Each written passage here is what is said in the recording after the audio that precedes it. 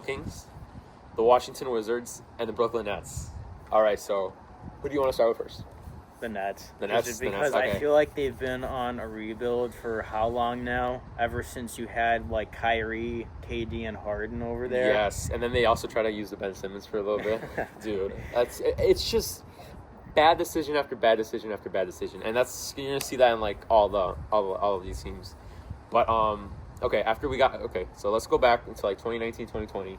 We got James Harden, we got Kyrie, and we got KD. They're supposed to be like one of the best big threes ever. And this is something I want to highlight. The problem being that they didn't work, I think, is the most because like you got all these great players who do the exact same thing. They're amazing scorers, but they're not great defenders, and they lack in what he calls size, Kyrie and Harden, and rebounding. So there's just a lot to be desired. And then because they're on such big contracts, you weren't able to bring in other good role players to surround them with. And I think too, with that leads to the debate of like having a super team, because if I remember correctly on what I saw, there was a lot of ball hawking. Oh, and that's yeah. what you get. You get a lot of forced shots when that happens. But now, as the years go by, you're seeing the rebuild phase. And when that happens, yes, you have good players. And who do they trade for? Well, for instance, they traded Harden away, and they got back Ben Simmons. They traded Kyrie away. I'm actually forgetting. Who did they get for Kyrie? I think they just got picks, if I'm correcting or anything. Well, that's the worst part. When you trade something like KD and Kyrie, you're supposed to remember who you got, what you got back for.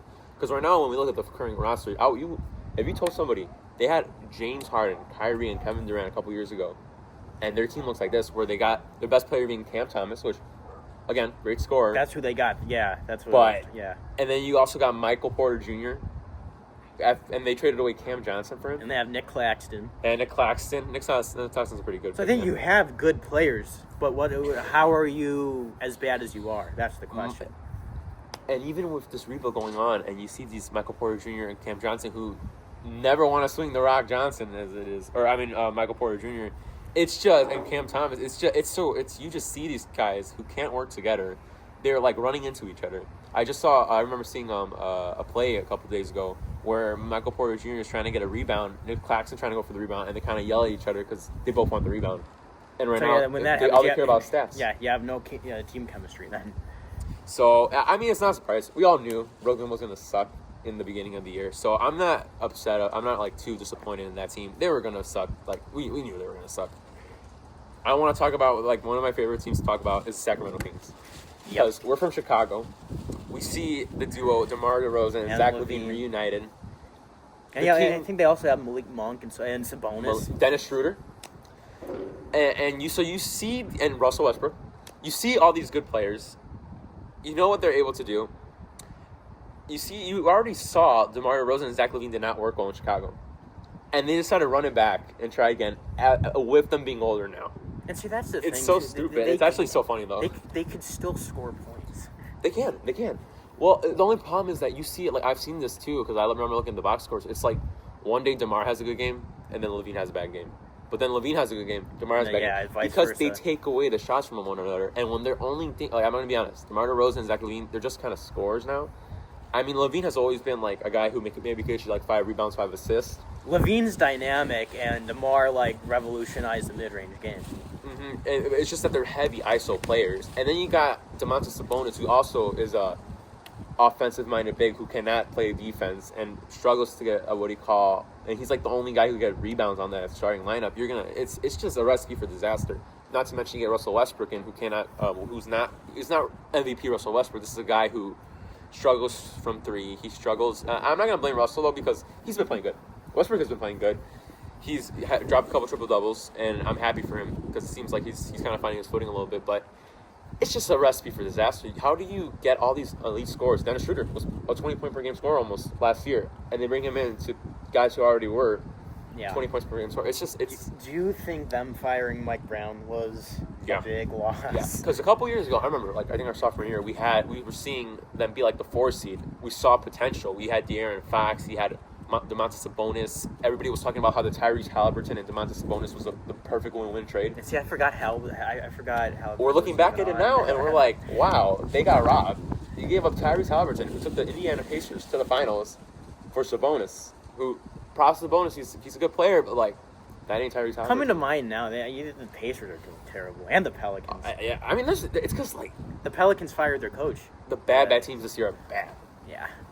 Dude, it's just, it's so sad because, like, I feel bad for the franchises too. These are the fan bases that they never have winning. Well, besides Pacers, they at least made it to the finals last year.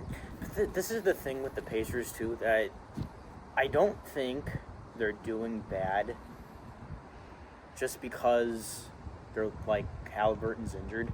I think it's something else because I still think you have really good players on that team. It's just, why are you this bad? Well, we also have to remember injuries. Yeah. Andrew Nimhart was out for a while. We have to remember Miles Turner. Miles Turner was a great player for them. He's gone. He's with the Bucks now. And then you got Tyrese Halliburton, who was the floor general. He really helped set up the players. When you have an elite player like that, the game comes so much easier to the other role players around them. So without him, it's like, and that kind of player, like, for instance, Josh Giddey, who gets injured, the floor general of the team, and right after that, you see the Bulls go from 5-0 to now I think they're like 9-8. Like, this is it's really sad. Or like 8-8, something. Yeah, we're like almost sitting up, like, I think one game above 500. If not, we are 500 right now. But yeah, it's just disappointing to see. What do you think about the Wizards? It's the Wizards. Like, that's as much as you have to say about it. Because that's the thing. Another team, you have good players, but they're trying to make Chris Middleton a thing. CJ McCollum as well. CJ's doing all right. He's playing okay, but it's 16 like per game, but it's just like he's the only one that's. It's. They have some rookies there, I think, are okay, at least. Very you young got Alex players. Sarr, and you got what's the guy's name? Something with a C. They bring they're role players. You got them with it's the traditional rebuild. I feel like you got the role players. You got some good role players who are young and talented, low raw in some places. Because, like I said, they're trying to make Chris Middleton a thing, which, I mean, yeah, he's averaging 10 points per game, which is good, but not for what you They're really paying want. him as well. And I mean, it's just so you could get also the veteran presence in the locker room as well. And then they have that Keshawn George guy. There you go, yeah. So, yeah, they have young talent, and then they have a mix of veteranship, but it's just not working. And, I mean, it's the Wizards, so, you know, it's always the same story. They haven't been relevant ever since John Wall left. Yeah, and that Bradley Beal 30-point per game season. I remember Russ when he was on that team for like a year. Yes, I think that was almost like during the COVID. Yeah. When they had Robin Lopez. I feel like that was like the last time we saw Russell Westbrook like in almost that like MVP kind of caliber season kind of guy. But yeah, I mean it's the same story for all these. They're impatient. These teams, they want to make moves like right now, win now. You see that in Sacramento, and you see that in what do you call it? Just like a lot of these teams who like they surround the team with just a bunch of people who do the same thing. You know what I mean? And then because you have the Pelicans as well, and that's the thing. All these teams, I think we're in an age in the NBA where any team from the get-go can do well, but when the losing streak stacks up, that's like, what's the point? Yeah, that's like the whole that ruins morale, that ruins chemistry. I mean, I think the Pacers only have like one win.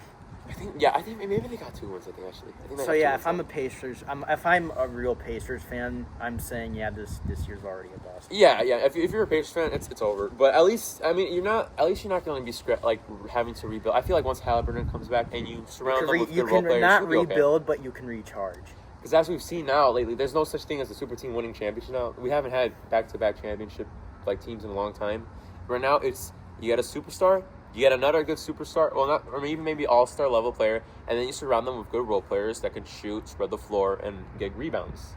Play good defense. Like, that's how all these teams have been formatted. Because look at OKC. SGA is a walking 30-point per game guy, you know? Yeah, and then you got the Jason Williams as well, who's ready to score some points. And then you surround them with good defenders like Alex Caruso, Lou Dort, Chet Holmgren, and there you have it. Like, it doesn't... But OKC is the example of a perfect rebuild. You're patient. You get a lot of draft picks. You don't trade the draft picks for a star when you are on a 3-game winning streak. Now you're like, oh, maybe no. Patient. You let things unfold. You know what you're lacking, what you want, and you let them develop. Like for instance, Josh Giddey. Now he's playing good with the Bulls, but like honestly, the OKC did make the right choice with him, trading him away. They noticed what they knew what they were doing when they got rid of Giddey. That's why I think they got rid of him. I think they won a championship. They knew he was high potential. They knew what he brought to the team. they just knew that they didn't need that. If you have you have Shea already, and you want somebody you're just gonna be wanting somebody with like defense. You get Alex Caruso, like it's perfect for them. And that was fun to see, watching AC get another ring. That was I'm really happy for Alex Caruso. He does all the things right. You know what I mean? Good guy. Yeah. But yeah, I guess that's kind of yeah. All right. Thank you for tuning in. Hope you liked the video. If so, please like down below, and yeah, catch you.